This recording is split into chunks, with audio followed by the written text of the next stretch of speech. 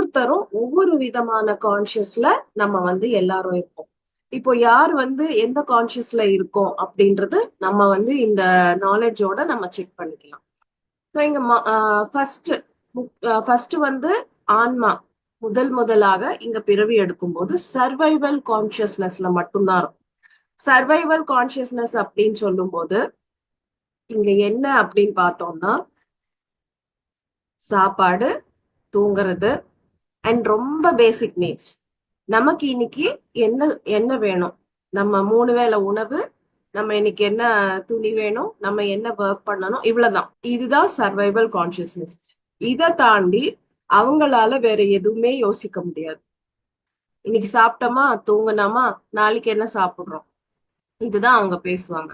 So இவங்கள பாத்தீங்கன்னா கம்ப்ளீட்டா மூலாதார சக்கரத்துல இருப்பாங்க. அவங்க கம்ப்ளீட்டா ரிலேட்டட் டு மூலாதார சக்கரம். அவங்களுக்கு வந்து அதுக்கு மேல யோசிக்க தெரியாது. அதுக்கு மேல சொல்றவங்கள வந்து ஆஹ் இவங்க என்னமோ சொல்றாங்க, ஒண்ணும் புரியாது. ஏன்னா அவங்க அப்பதான் புதுசா இங்க வந்து வந்திருக்காங்க.